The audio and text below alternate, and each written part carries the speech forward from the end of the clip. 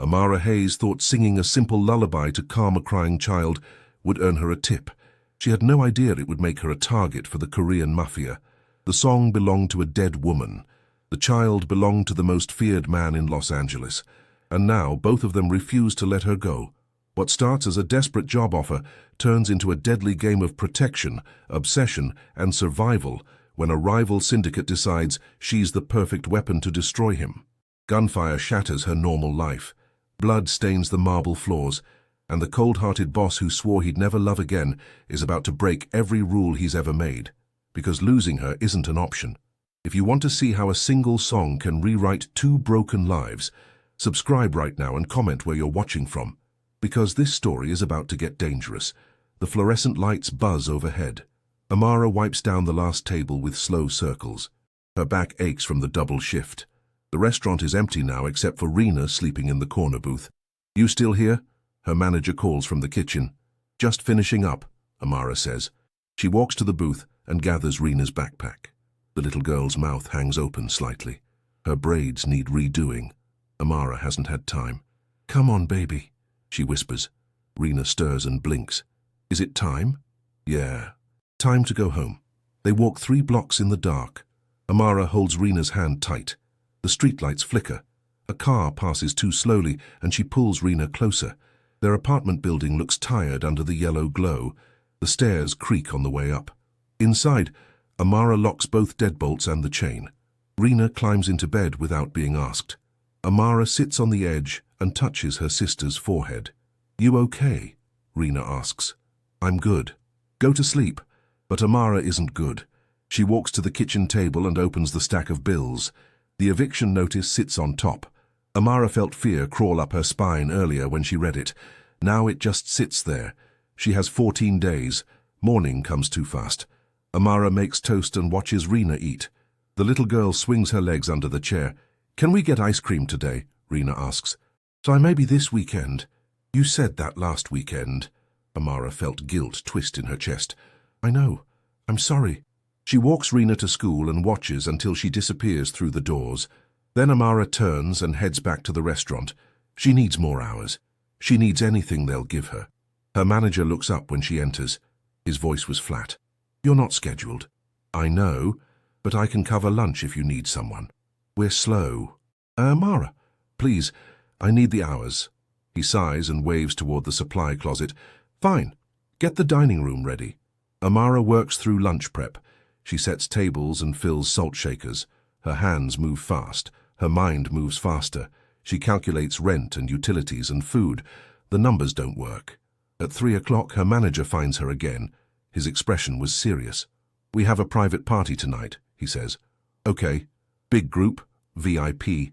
They reserved the whole back section." "I can handle it." He looks at her for a long moment. "Just be professional. No small talk." "When am I not professional?" "These guys are different." He walks away before she can ask what that means. The restaurant fills at 7. Men in tailored suits arrive in groups of 2 and 3. They don't smile. They don't talk loud. Amara watches from behind the bar, her chest tightened. Something about these men makes her nervous. They move with purpose.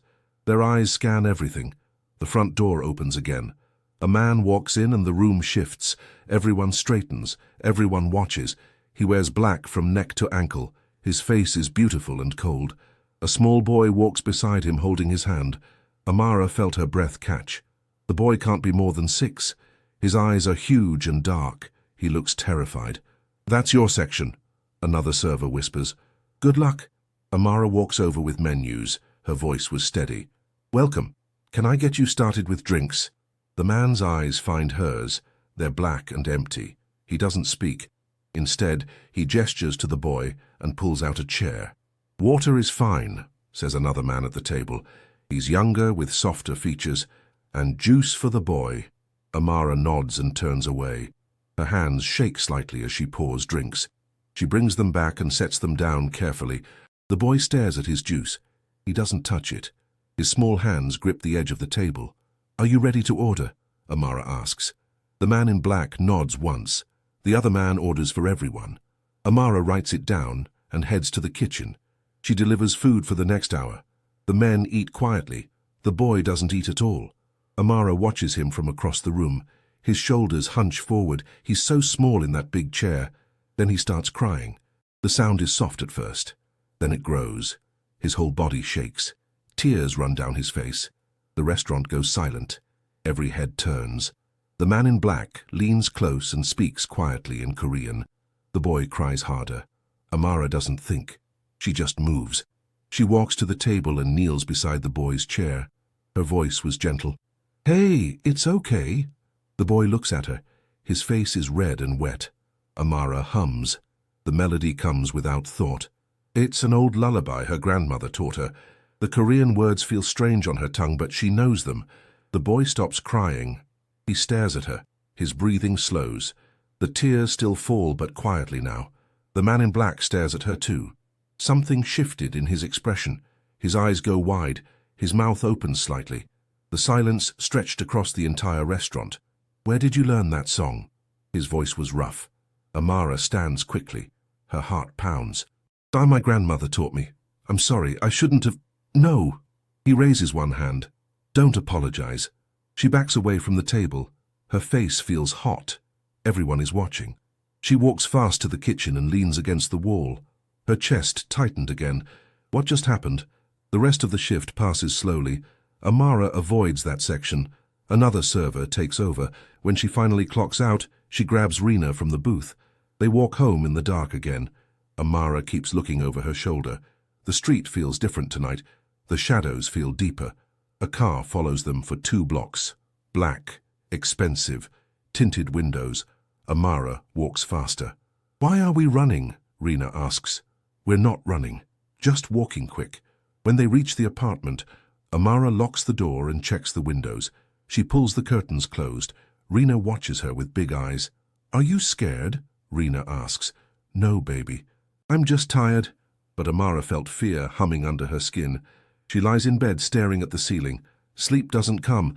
At 2 in the morning, she gets up and looks out the window. The black car sits across the street. A man leans against it, smoking. He looks up at her window. Amara pulls the curtain closed fast. Her hands shake. The next morning, she marches downstairs. The car is still there. The man is different, but the car is the same. Amara walks right up to it. Stop following me," she says. The man doesn't respond. He wears dark glasses even though the sun isn't up yet. "I'm serious. Leave me alone." A second car pulls up. The man in black steps out. He looks at her calmly. His voice was quiet. "You're awake early, because you're parked outside my building." Amara felt anger replace fear. "What do you want?" "To make sure you're safe." "I don't need you to do that." "Maybe not, but I'm doing it anyway." Amara crosses her arms. "Why?" He doesn't answer. Instead, he looks past her at the building. "You live here with your sister. That's none of your business." "It is now." "No." Amara's voice was sharp. "It's not. You don't know me. I don't know you. This needs to stop." He steps closer. She doesn't back up. His eyes find hers and hold them. The silence stretched between them. Then the boy appears at the car window. He presses his small hand against the glass. His mouth moves, but no sound comes out. "Her," the boy whispers. Just one word, barely audible. The man in black looks at the boy. Something shifted in his face. It softens for just a second, then hardens again. "I'll leave," he says to Amara, "but I need something from you first." "What?" "Come talk to me. 5 minutes." "No, please." The word sounds wrong coming from him. Amara felt her resolve waver. She looks at the boy. He's still watching her through the glass. "Fine, 5 minutes." They sit in a coffee shop 2 blocks away. The man orders tea. Amara orders nothing. She sits with her arms crossed. "My name is Ji-hoon Kang," he says. "People call me Jin." "Okay." "My son is Minjun." He pauses. He hasn't spoken in 8 months. Until yesterday. Amara felt surprise hit her. He said one word. "One word is more than I've heard in 8 months." She looks down at the table. "I'm sorry. Don't be. I need your help. I'm a waitress. I can't help you." "You already did." Jin's voice was firm. "That song you sang. My wife used to sing it." Amara's breath caught. "Used to?" "She's dead."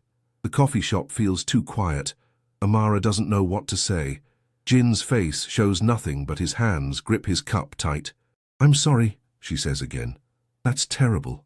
Minjun stopped talking the day she died. He won't eat. He won't play. He just sits. Jin's eyes find hers. But yesterday he calmed down for you. He said your name. He doesn't know my name. He said her. That's close enough. Amara shakes her head. What do you want from me? I want you to spend time with him. Watch him sometimes. Sing to him.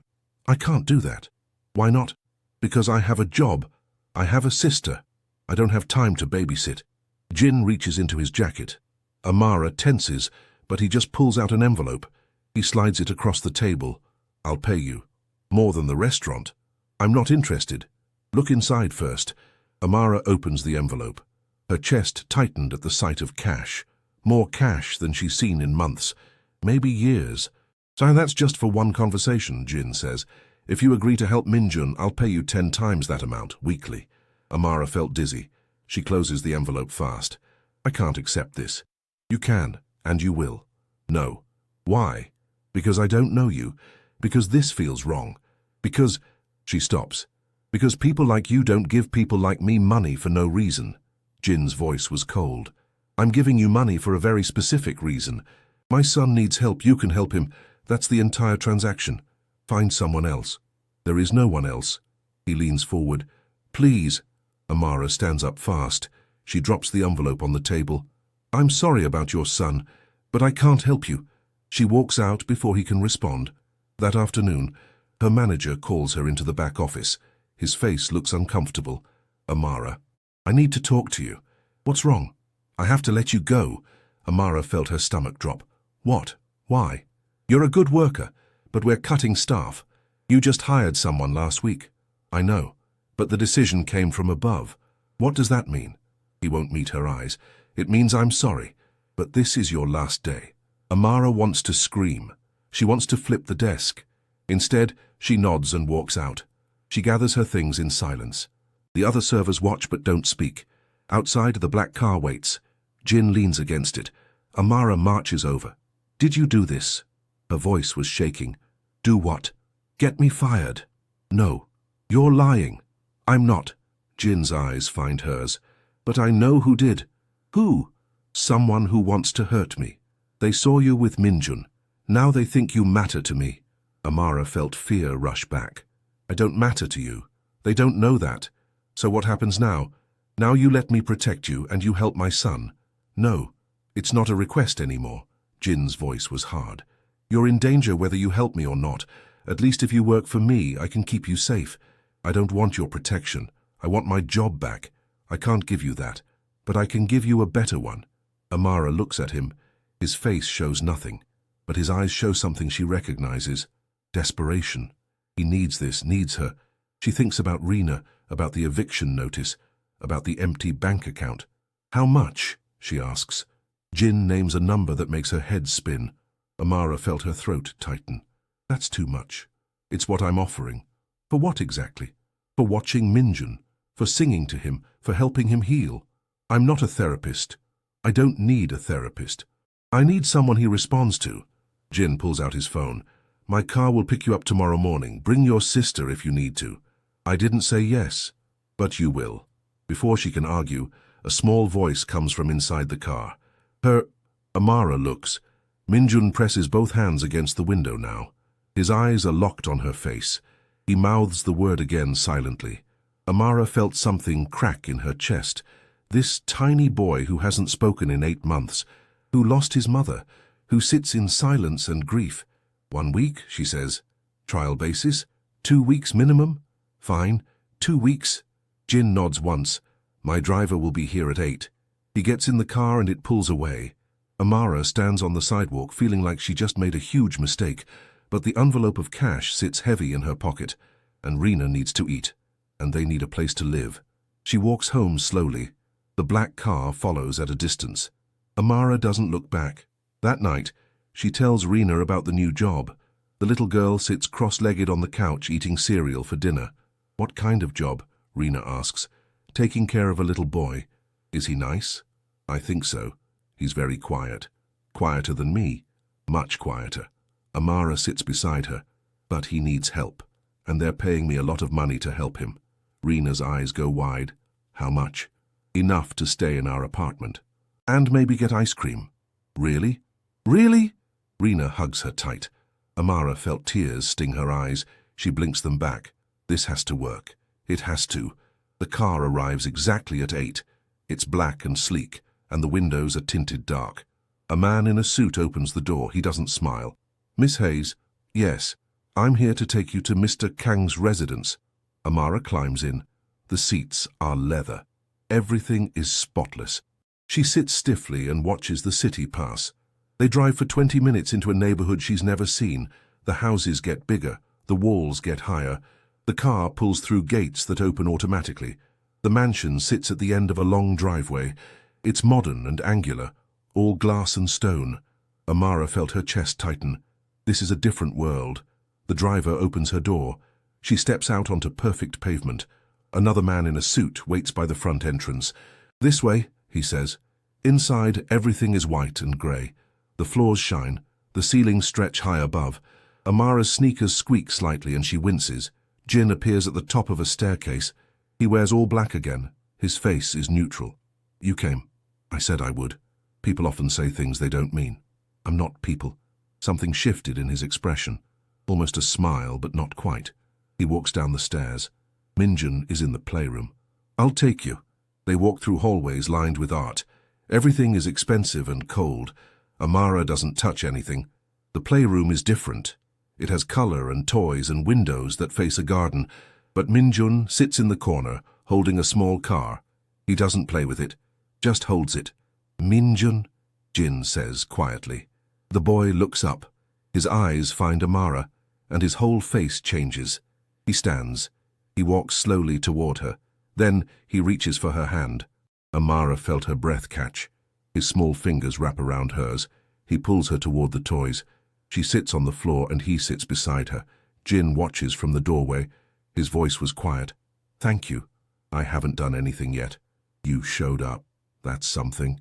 He leaves them alone. Amara looks at Minjun. The boy stares at her with those huge dark eyes. What do you want to play? She asks. He doesn't answer, just pushes the car toward her. Amara takes it and rolls it across the floor. Minjun watches. She rolls it back. He catches it. They do this for 10 minutes, no words, just rolling the car back and forth. Then Minjun scoots closer. He leans against her side. Amara felt something warm spread through her chest. She starts humming, the same lullaby from the restaurant. Minjun's breathing slows. His eyes close. When Jin returns an hour later, Minjun is asleep with his head in Amara's lap. Jin's eyes find hers across the room. The silence hung heavy between them. My wife used to sing that song, Jin says finally. His voice was rough. Every night, right before bed. I'm sorry. Don't be. He walks closer. Keep singing it, please. Amara nods. She doesn't know what else to do. This man who runs his empire with ice in his veins stands in front of her looking broken. What happened to her? Amara asks quietly. Jin's jaw tightens. Someone took her from me. Who? A rival. Someone who wanted to hurt me. His eyes find hers again. They succeeded. Amara felt her throat close. She looks down at Minjun, this little boy who lost everything. I'll help him, she whispers. I promise. Jin nods once.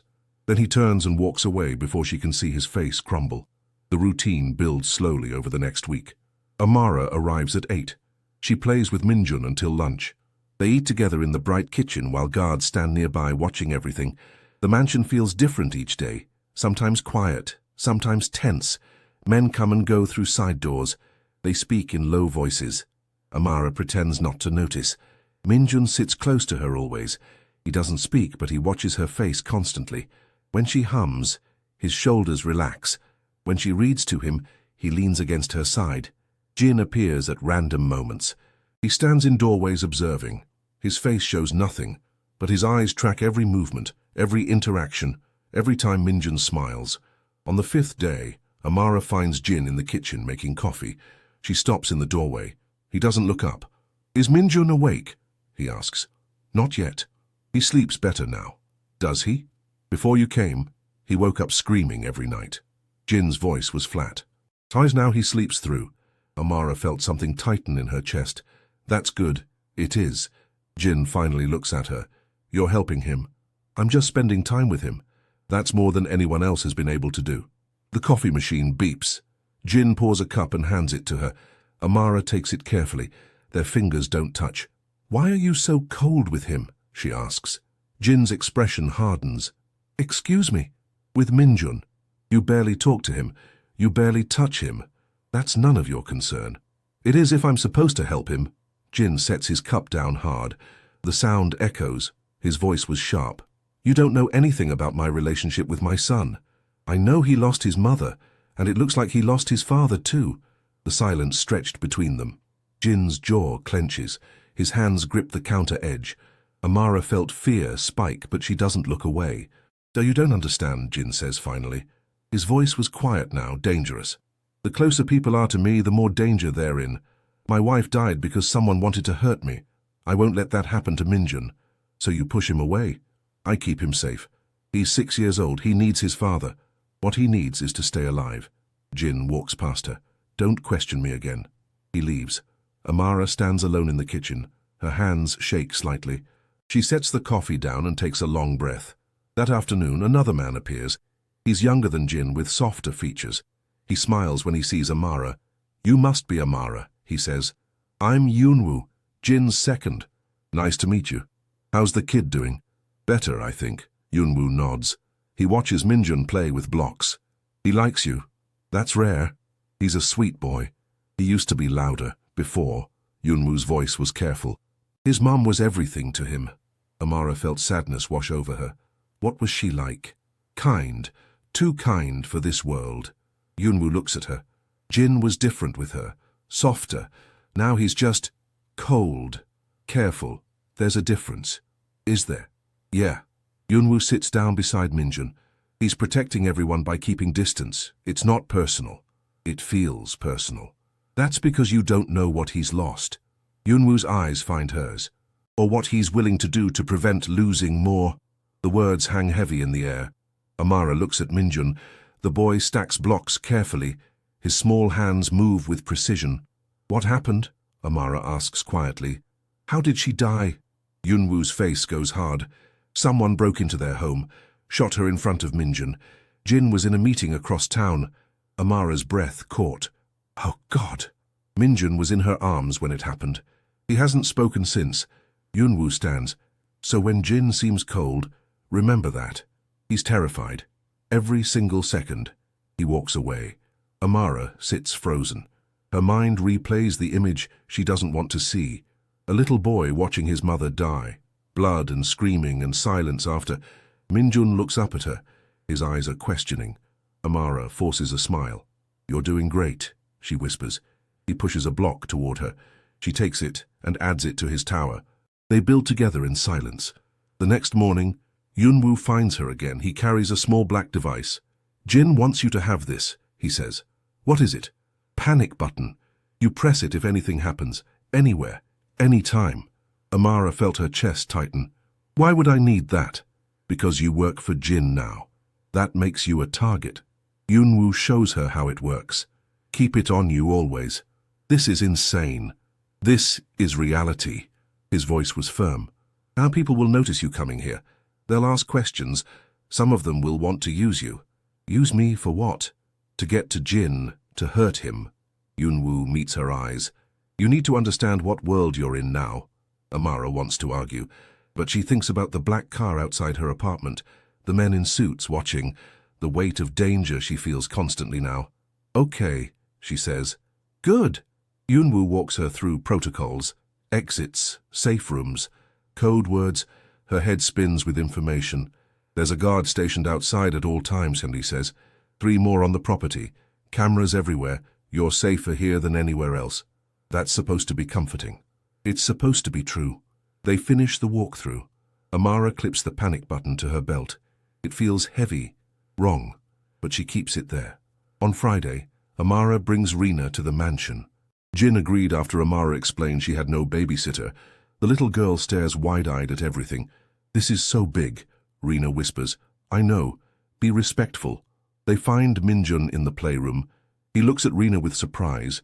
The 2 children stare at each other for a long moment. Then Rena smiles. Hi, I'm Rena. Minjun doesn't respond. Rena doesn't seem bothered. She sits down and picks up a doll. Want to play? She asks. Minjun nods slowly. He picks up another doll. They play together without words. Amara watches from the couch, feeling something warm spread through her. Jin appears in the doorway. His eyes find hers. Then they move to the children. Something shifted in his expression. It softens, just for a second. Your sister? He asks. Yes. She's good with him. Rena's good with everyone. Jin walks in and sits across from Amara. He watches the children play. His hands rest on his knees. Amara notices scars on his knuckles. Thank you for letting her come, Amara says. Of course. I know it's probably a security risk or whatever. Everything is a risk. Jin's voice was quiet. But Minjun needs to remember what normal looks like. Is this normal? No, but it's close enough. They sit in silence. Rena makes the dolls talk to each other. Minjun listens carefully. Then he moves his doll closer. They're telling a story together without words. He's different with her too, Jin says. Children understand each other. Maybe his eyes find hers again. Or maybe he just knows who's safe. Amara felt her breath catch. Am I safe? For him, yes. Jin pauses. For yourself? I'm working on that. The words feel heavy. Amara doesn't know what to say. Jin stands and walks to the window. His shoulders are tense. She watches the line of his back and wonders what he's thinking. My wife loved children, Jin says suddenly. She wanted more. We were planning. He stops. It doesn't matter now. It does matter. Why? Because it's part of who she was. Part of what you lost. Jin turns around. His eyes are darker now. Harder. What I lost was everything. My wife. My son's voice. My own humanity. You're still human. Am I? His voice was cold. I've killed people, Amara. More than you can imagine. I've hurt them. Destroyed them. Does that sound human to you? Amara felt fear prickle along her spine, but she keeps her voice steady. You're protecting your son. That's human. No, that's animal. There's a difference. I don't believe that. Then you're naive. Maybe. Or maybe you're wrong about yourself. The silence hung between them. Jin stares at her. She stares back. Neither looks away. Amara felt something shift in the air, something dangerous and electric. Then Minjun laughs. It's quiet and brief, but it cuts through everything. Both adults turn. The boy covers his mouth like he's surprised by his own sound. Rena grins at him. You laughed. Minjun's eyes go wide. He looks at Jin. Fear crosses his face. Amara's chest tightened. It's okay, Jin says quickly. He walks over and kneels beside Minjun. It's okay to laugh. I'm not angry. Minjun searches his father's face. Jin touches the boy's hair gently. It's the first physical affection Amara has seen between them. Your mother would want you to laugh, Jin whispers. She'd want you to be happy. Minjun's eyes fill with tears. He launches himself into Jin's arms. Jin catches him and holds him tight. His own eyes close. His jaw clenches. Amara looks away. This moment feels too private, too raw. She takes Rena's hand. Aunt, let's go get a snack, she says quietly. They leave father and son alone. In the kitchen, Amara makes sandwiches while Rena swings her legs on a stool. A guard stands nearby. He doesn't speak, but his eyes never stop moving. Is that boy's daddy nice? Rena asks. I think so, in his own way. He looks scary. A lot of people look scary. Doesn't mean they are. Are we going to keep coming here? Amara felt uncertainty twist in her stomach. I don't know. Baby, maybe. I like it here. It's pretty. It is pretty. And that boy needs friends. I can be his friend. Amara looks at her little sister, 7 years old and already so wise, so kind. She leans down and kisses Rena's forehead. You're a good person, she whispers. You are too. I'm trying. That night, Amara walks home with Rena beside her. The black car follows at a distance. She's getting used to it now. The constant surveillance. The weight of eyes watching. They reach their building and climb the stairs. Amara unlocks the door and freezes. Something feels wrong. The air feels different. Wait here, she tells Rena. Why? Just wait. Amara steps inside slowly. Everything looks normal, but the window is open. She didn't leave it open. She never leaves it open. She walks through each room checking. Nothing is missing. Nothing is disturbed. But someone was here. She knows it. The panic button feels heavy on her belt. She pulls out her phone instead and calls the number Jin gave her. He answers on the first ring. What's wrong? Someone was in my apartment. Are you there now? Yes. Get out. Now. My car is 2 minutes away. I don't need... Amara. His voice was hard. Get out now. She grabs Rena and they run downstairs. The black car screeches up to the curb. The door opens. Yunwoo reaches out. Get in. Amara climbs in with Rena. The car pulls away fast. Rena's eyes are huge. She grips Amara's hand. What's happening? The little girl whispers. Nothing. We're okay. But Amara's heart pounds. Her hands shake. Yunwoo turns from the front seat. His voice was calm. Did you see anyone? No, but the window was open. I didn't leave it open. Anything missing? I don't know. I didn't check everything.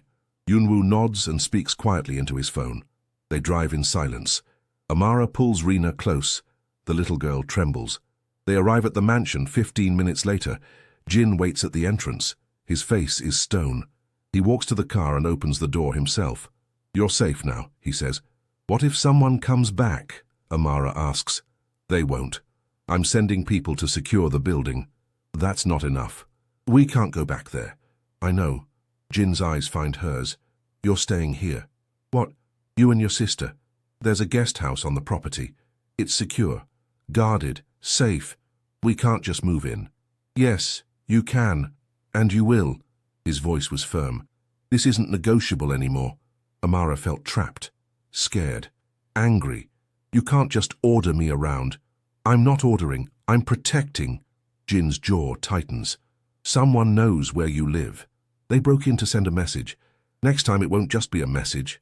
Next time, they'll take you, use you, hurt you to hurt me. His voice was low. I won't let that happen. Rena starts crying quietly.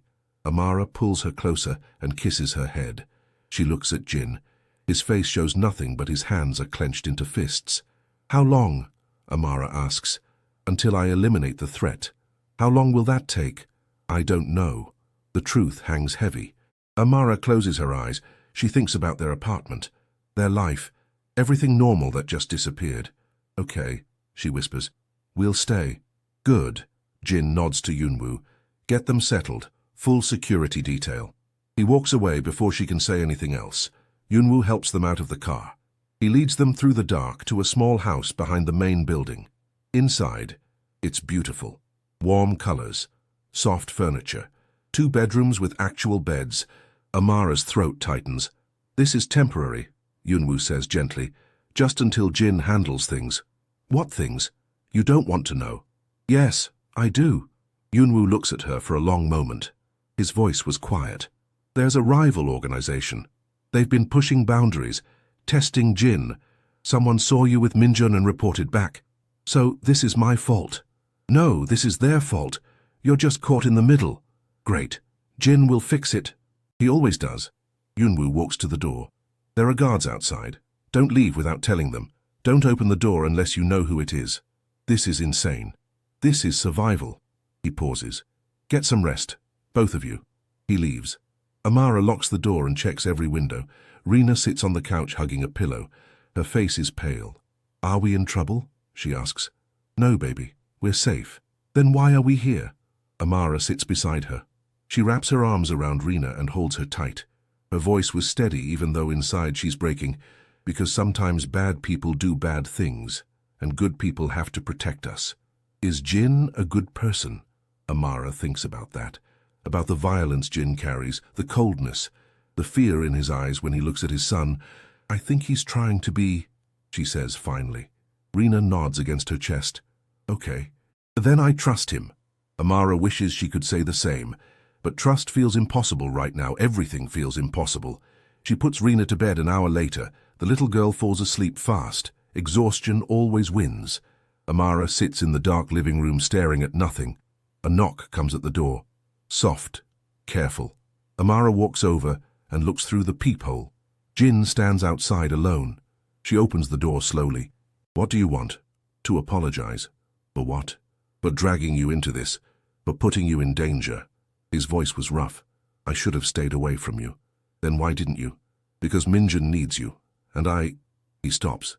I'm selfish. Amara felt something shift in her chest. You're not selfish. You're scared. I'm both. They stand in the doorway. The night air is cool. Guards patrol in the distance. Jin's face looks different in the dim light. Younger, more human. My wife died because I wasn't careful enough, he says quietly. I let my guard down. I thought we were safe, and they took her from me in seconds. That's not your fault. It is. Everything is my fault. Every death, every loss, every tear Minjun cries. His eyes find hers. And now I've put you at risk too. I chose to help. You didn't know what that meant. Maybe not. But I know now. And I'm still here. Jin's breath catches. He stares at her.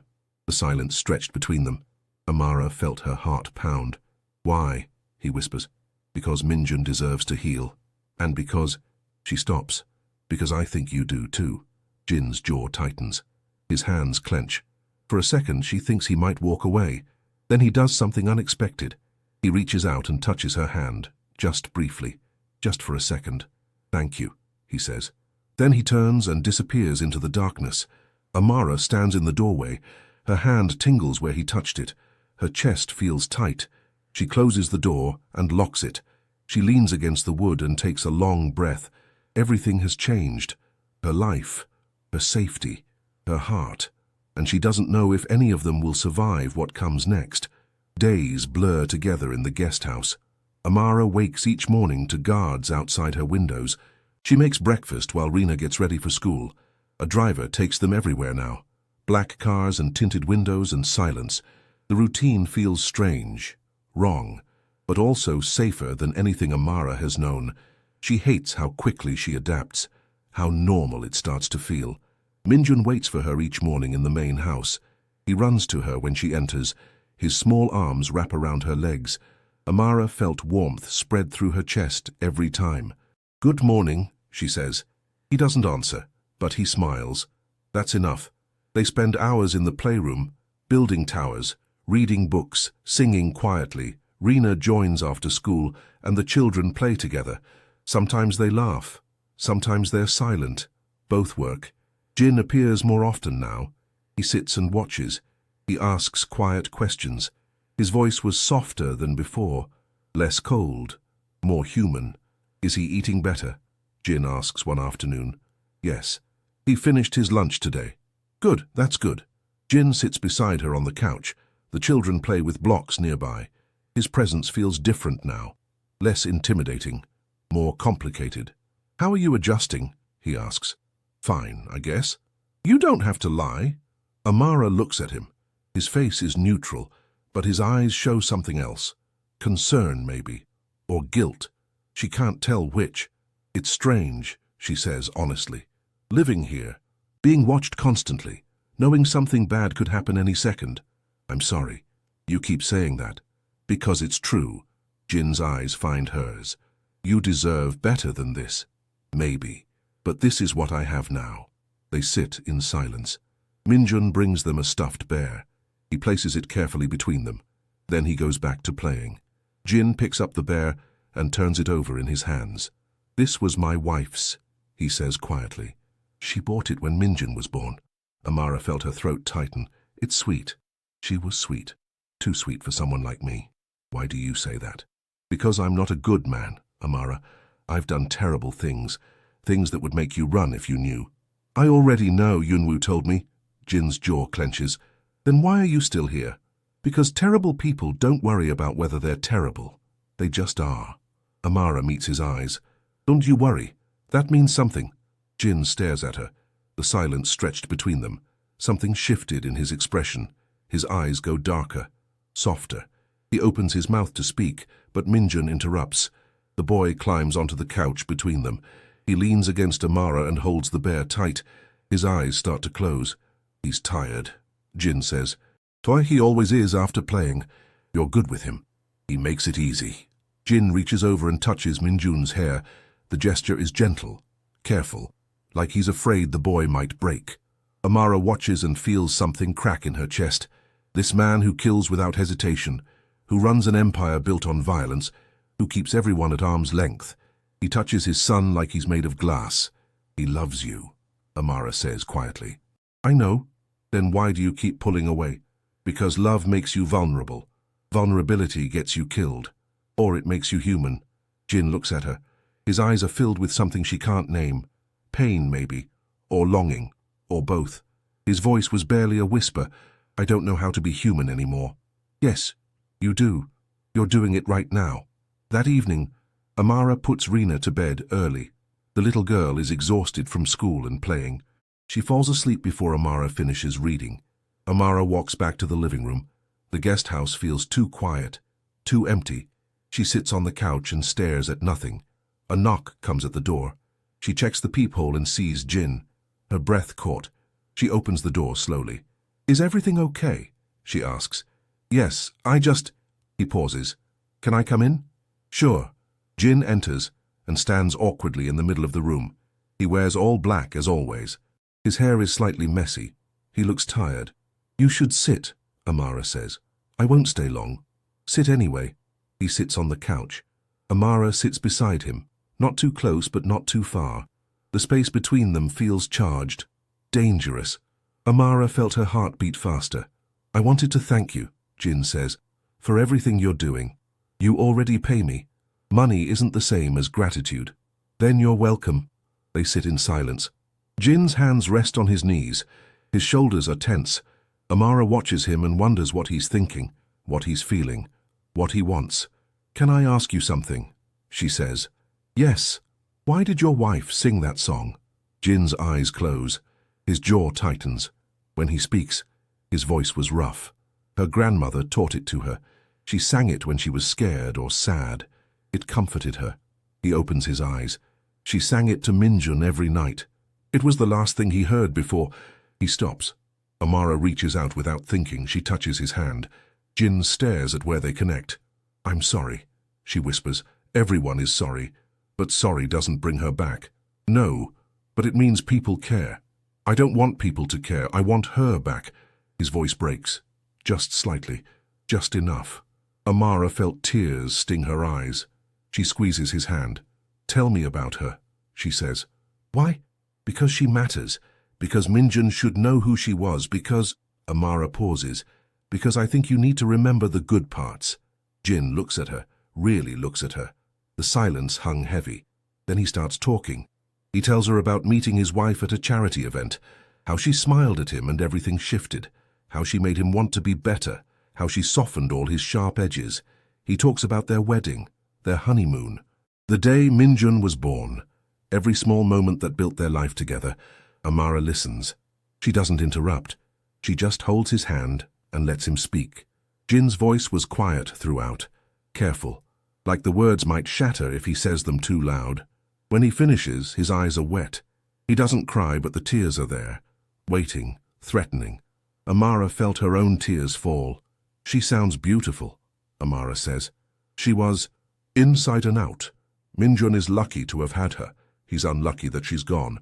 Maybe, but he still has you. Jin shakes his head. I'm not enough. You are. You just have to let yourself be. He looks at their joined hands. Then he pulls away slowly. He stands and walks to the door. Amara follows. Thank you, he says, for listening. Any time. Jin reaches out and touches her face. Just briefly. Just his fingertips against her cheek. Amara's breath caught. Her skin tingles where he touched it. You're helping me too, he whispers. Not just Minjun, me. Then he leaves before she can respond. Amara stands in the open doorway. Her heart pounds. Her face feels hot. She touches her cheek where his fingers were. Something is shifting between them. Something dangerous and inevitable. And she doesn't know if she should run from it or toward it. The next week passes in careful moments. Jin visits the guest house more often. Sometimes he brings Minjun, sometimes he comes alone. They talk about small things, weather, books, nothing important. But every conversation feels important. Every look lingers. Every accidental touch sends electricity through Amara's skin. She knows this is dangerous. She knows getting close to him is a terrible idea, but she can't seem to stop, and neither can he. One evening, she falls asleep on the couch reading. She wakes hours later to find a blanket draped over her. Jin sits in the chair across the room. His eyes are on her face. "What are you doing?" she asks sleepily. "Making sure you're comfortable. You could have just woken me up." "I didn't want to." Amara sits up slowly. The blanket slides down. She pulls it closer. Her voice was quiet. "How long have you been sitting there?" "An hour, maybe 2. "That's creepy." "I know, but I couldn't leave." "Why not?" Jin stands and walks to the window. His back is to her, his shoulders are tense. When he speaks, his voice was barely audible. "Because when I'm near you, I feel less empty, and when I leave, the emptiness comes back." Amara's breath caught. She stands and walks to him. She stops a foot away. Her heart pounds, her hands shake. She reaches out and touches his back. Jin turns around fast. They're so close now, too close. His eyes find hers and hold them. The silence stretched between them. "Amara," he whispers. "I know. This can't happen. I know. It's too dangerous. I know." But neither of them moves away. They stand there, breathing the same air. Amara felt something pull tight in her chest. Jin's hand reaches up slowly. He touches her face again. This time he doesn't pull away. "You make me want things I can't have," he says. "What things?" "Normal, safe, happy. You can have those. Not in my world." "Then change your world." Jin laughs. The sound is bitter. "It's not that simple." "It could be." He stares at her. His thumb brushes her cheek. Amara's eyes close. She leans into his touch. She feels him move closer, his breath warm on her face. Their lips are inches apart. Then Rena calls out from the bedroom, "Amara, I had a bad dream." They jump apart. Jin steps back fast. His face goes blank. Professional cold. Amara felt disappointment wash over her. "You should go to her," he says. "Yeah." She walks to the bedroom. Rena sits up in bed, crying. Amara climbs in beside her and holds her close. She sings quietly until Rena falls back asleep. When she returns to the living room, Jin is gone. The blanket is folded neatly on the couch. The room feels emptier than before. The next morning, Yunwoo finds Amara in the main house. His face is serious. "Jin wants to take Minjun to the park," he says. "He wants you and Rena to come." "That seems risky." "It is, but Minjun needs to see the outside world, and Jin trusts you to keep him safe." "I'm not a bodyguard." "No, but you're the person Minjun feels safest with. That's more important." Amara agrees reluctantly. They drive to a private park 30 minutes away. Guards sweep the area first. Then they're allowed out of the car. The park is beautiful. Green grass, tall trees, a playground in the distance. Minjun's eyes go wide. Rena grabs his hand. "Come on," she says. "Let's play." The children run toward the swings. Amara follows. Jin walks beside her. Guards fan out around them, invisible but present. This was her favorite park. Jin says quietly, "Your wife's." "Yes. We brought Minjun here every weekend." His voice was sad. "I haven't been back since." "Why now?" "Because you're right. He needs normal, even if it's just for an hour." They reach the playground. The children climb and laugh. Amara sits on a bench. Jin sits beside her. Their shoulders almost touch. "Thank you," he says, "for pushing me to do this." "You're welcome." They watch in silence. Minjun goes down the slide. Rena cheers for him. The boy's face lights up. He does it again. Amara felt warmth spread through her. This is what healing looks like. Small moments. Simple joy. Children being children. Jin must feel it too because his hand finds hers on the bench. Their fingers lace together. Neither pulls away. They sit there holding hands while the children play. The guards watch from a distance. The world keeps turning. Then everything explodes. A gunshot cracks through the air. Then another. Amara's ears ring. Guards shout. Jin yanks her off the bench and pushes her to the ground. "Stay down," he orders. More shots, screaming. Amara's heart pounds. She looks for the children. Rena is on the ground under a guard, but Minjun is frozen on top of the slide. His eyes are huge with terror. Amara doesn't think. She runs. Jin shouts behind her, but she doesn't stop. She reaches the slide and climbs. She grabs Minjun and shields him with her body. A bullet hits the slide inches from her head. Metal sparks. Minjun screams silently. Amara covers him completely and prays. Then strong arms lift them both. Jin carries them toward the car. Guards fire back at shapes in the trees. Bullets fly everywhere. Chaos and noise and terror. They reach the car. Jin shoves them inside. Yunwoo is already there with Rina. The little girl sobs. The car speeds away before the door closes. Amara holds Minjun tight. His whole body shakes. Her own hands shake too. Her ears still ring. Her heart still pounds. Jin sits across from them. Blood stains his shirt. "Are you hit?" Amara asks. "No, not my blood." His voice was cold, empty, dead. His eyes are black pits. Amara felt fear crawl up her spine. This is the man people warn about. The killer. The monster. "Who were they?" she whispers. "Sio's men."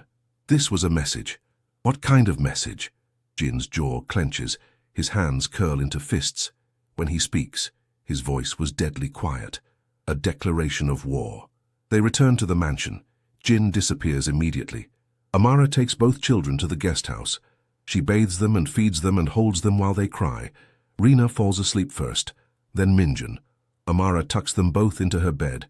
She sits on the floor beside them and watches them breathe. Hours pass. Night falls. Amara doesn't move. She can't. Every time she closes her eyes, she sees the bullets, hears the shots, feels the terror. Someone knocked on the door. She checks the peephole. Yunwoo stands outside. She lets him in. "Is Jin back?" she asks. "Yes." "Is he okay?" "Define okay." Amara felt her chest tighten. "Can I see him?" "I don't think that's a good idea right now." "Why not?" Yunwoo's face is grim. "Because he's covered in blood, and none of it is his." The words hit like a punch. Amara understood. Jin went after them, after whoever shot at them, at Minjun, at her. "Did he—" She stops. "How many?" "You don't want to know." "Yes." "I do." Yunwoo meets her eyes. 7. He killed 7 men tonight, and he's not done yet. Amara's stomach churns. She sits down hard. 7 people. Dead. Because of her. Because of Minjun. Because Jin is protecting them the only way he knows how. "I need to see him," she says. "Amara, please." Yunwoo sighs. He's in his study. 3rd floor. End of the hall. She leaves the children with a guard. She walks through the dark mansion. Her footsteps echo. Her heart pounds. She reaches the study door and knocks. "Go away," Jin calls. "It's me." Silence. Then footsteps. The door opens. Jin stands there in different clothes. His hair is wet. His face is pale. His eyes are haunted. "You shouldn't be here," he says. "I needed to see you." "Why?" "Because—" Amara steps inside. "Because I was worried." Jin laughs. The sound is broken. "You're worried about me. After what I did. You protected us. I slaughtered them. There's a difference. Not to me." Jin stares at her. His eyes are wet. His hands shake. He walks to the window and looks out at the darkness. "I can't lose you too," he whispers. "I can't. It would destroy me completely." Amara walks to him. She stands close. Her hand touches his back. He flinches, but doesn't pull away. "You won't lose me," she says. "You don't know that." "Yes, I do." "Because you won't let it happen." Jin turns around. They're so close. His hand reaches up and touches her face. His thumb brushes her bottom lip. Amara's breath caught. "This is wrong," he whispers. "I don't care. You should, but I don't." Jin's eyes search hers. The silence stretched between them. Then something breaks. Some invisible wall that's been holding them apart. He kisses her. It's desperate and fierce and full of everything they've been holding back. Amara's hands grip his shirt. His arms wrap around her. They kiss like they're drowning, and each other is air. When they finally break apart, both are breathing hard. Jin rests his forehead against hers. His voice was rough. "I can't promise you safety, or normal, or anything good. I'm not asking you to. What are you asking? Just this. Just you. However you come." Jin's breath shudders. He kisses her again, softer this time, sweeter. When he pulls back, his eyes are clearer, lighter. "Stay with me," he whispers. "Not because you work for me, not because of Minjun. Stay because you want to." Amara felt tears slip down her cheeks. "I already am staying. I chose that days ago." "Why?" "Because somewhere along the way, this stopped being a job. And you stopped being just Minjun's father." She touches his face. "You became something else, something important." Jin pulls her close. He buries his face in her hair. His arms hold her tight. Neither speaks. They just stand there holding each other while the darkness presses in from outside. The next morning, things are different. Jin doesn't hide anymore. He holds Amara's hand at breakfast. He sits close to her. He watches her with open eyes. No walls. No distance. Just connection. Minjun notices. The boy looks between them. His expression is curious, careful. Then he smiles, small but real. Rena notices too. Are you guys boyfriend and girlfriend now? Amara felt her face heat. Jin's voice was amused. Would that be okay with you? Yeah. Jin is nice. And he protects us. That's right. I do. They eat together. A strange little family. Broken pieces that somehow fit. Amara felt hope bloom in her chest. Real hope. For the first time in months. Later, Jin finds her alone in the playroom. He closes the door. His face is serious. Seo won't stop, he says. Not until one of us is dead. I know. I'm going to end this soon. But I need to know you'll be safe while I do. What are you planning? Nothing you need to know about.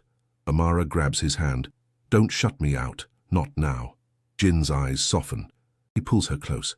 I'm protecting you. By keeping secrets. By keeping you alive. He kisses her forehead. Then he leaves.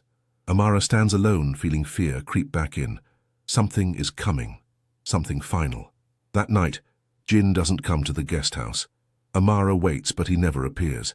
She falls asleep on the couch, fully dressed. She wakes to pounding on the door. Yunwoo's voice comes through. Open up. Now. Amara scrambles to the door.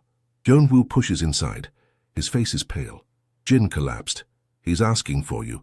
What happened? Exhaustion. Stress. Everything catching up. Yunwoo's voice was urgent. Come on. They run to the main house. Jin lies on his bed. A doctor stands nearby. Jin's eyes are closed. His face is grey. Amara's chest tightened with fear. Jin, she whispers. His eyes open. They find hers. Relief floods his face. You're here, he says. Of course I'm here. She sits beside him. She takes his hand. The doctor speaks quietly to Yunwoo. Something about blood pressure and sleep deprivation and stress. Amara only half listens. Her eyes stay on Jin. I'm sorry, he whispers. For what? For being weak. You're not weak. You're human. Jin's eyes close. Tears leak from the corners. Amara leans down and kisses his forehead. She smooths his hair back. Her voice was gentle. Rest? I'm not going anywhere. Promise. Promise. He falls asleep holding her hand. Amara sits there for hours.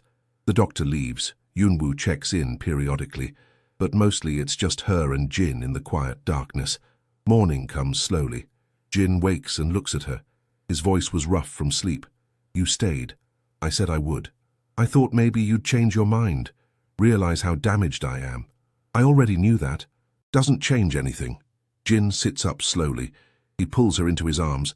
They sit there holding each other.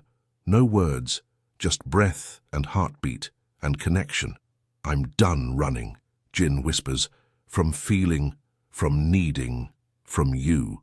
Good. It terrifies me. Me too. But you're staying anyway. I'm staying anyway. Jin pulls back and looks at her. His eyes search hers. Then he smiles, real and warm and perfect. Amara felt her heart explode with something she's afraid to name. Later that day, they walk through the garden, all four of them. Jin, Amara, Minjun, Rena. The children run ahead. The adults walk slowly behind. Jin's hand holds Amara's. Their fingers lace together naturally now. No hiding, no pretending, just truth. I'm ending things with Seo tomorrow, Jin says quietly. How? You don't need details. Will you be safe? As safe as I can be. Amara stops walking. She turns to face him. Her voice was firm. Come back to me. Whatever it takes. Come back. I will. I promise. And then what? Then we build something real. If you'll have me. Amara felt tears sting her eyes. Of course I'll have you. Jin cups her face. He kisses her softly. The children giggle behind them. They break apart and turn. Minjun stands there smiling. Rena grins beside him. Then Minjun speaks. His voice is small and clear and perfect. Stay with us. 3 words. His first sentence in 8 months. Everyone freezes. Jin drops to his knees. His eyes fill with tears. "You're talking," he whispers. Minjun nods. "Stay with us," he says again, looking at Amara. Amara kneels too. She pulls the boy into her arms. "I'm not going anywhere, ever." Minjun hugs her tight. Then he reaches for Jin. The 3 of them hold each other. Rina joins too. They're a pile of arms and tears and laughter. Jin looks at Amara over Minjun's head. His eyes are bright. His smile is real. He mouths 2 words. "Thank you." Amara smiles back. She doesn't say anything. She doesn't need to. Everything important is right here in this moment. In these people. In this fragile, perfect thing they're building together. 6 months later. The sun shines warm through the windows. Amara wakes slowly in the master bedroom. Jin's arm drapes over her waist. She turns and watches him sleep. His face is peaceful now. The shadows are gone. She slips out of bed carefully. She walks to the kitchen. Voices carry from the dining room. Children laughing. Yunwoo saying something ridiculous. Normal sounds, home sounds. Minjun sits at the table coloring. Rina braids a doll's hair beside him. They talk quietly about nothing important. Everything important. "Morning," Amara says. "Morning," they chorus. She makes coffee and watches them. Her chest feels full, warm, safe. Everything she never thought she'd have. Jin appears in the doorway. His hair is messy. He wears sweatpants and a t-shirt. Nothing expensive, nothing intimidating. Just him. "Coffee?" Amara asks. "Please." She pours a cup and hands it to him. He kisses her before taking it. The children don't even look up anymore. This is normal now. "What's the plan today?" Jin asks. "Park. Maybe ice cream after." "Sounds perfect." They sit together at the table. Jin's hand finds hers. Minjun tells a story about school. Rina interrupts with her own. Normal chaos. Beautiful chaos. Later, they drive to the park. The same one from before, but different now. No guards, no fear, just a family. Playing, laughing, living. Jin pushes Minjun on the swing. The boy shrieks with joy. Rina climbs the monkey bars. Amara watches from a bench and feels tears prick her eyes. Happy tears. Jin sits beside her. "You're crying. Good tears." "Why?" "Because I never thought I could have this. Safety, family, love." Jin's arm wraps around her. "Me neither." They watch the children play. The sun warms their skin. A breeze carries the sound of laughter. Everything is simple. Everything is perfect. That night, after the children are asleep, Jin leads Amara to the garden. Fairy lights twinkle overhead. Soft music plays somewhere. He stops in the center and turns to face her. "I need to ask you something," he says. "Okay." He reaches into his pocket, pulls out a small box. Amara's breath caught. Her heart pounds. Jin opens the box. A simple ring sits inside. "I know this is fast. I know we've been through hell. But I also know—" He pauses. His voice was thick. "I know I don't want to live another day without you being mine completely." Amara felt tears stream down her face. "Jin, marry me. Be Minjun's mother officially. Be my wife. Build this life with me forever. Yes, yes, yes, yes, yes." Jin slides the ring on her finger. Then he kisses her, deep and long and perfect. When they break apart, both are crying, both are smiling, both are whole. They walk back to the house hand in hand. The lights glow warm through the windows. Home, safety, family, everything they fought for, everything they deserve. Jin stops at the door. He looks at her. His eyes shine with tears and joy and love. "Ready?" he asks. Amara squeezes his hand. "I'm already home." They step inside together. The door closes softly behind them, and in the warm glow of their life, surrounded by love and laughter and healing, they find what they've both been searching for all along. Peace, hope, forever. They were finally home.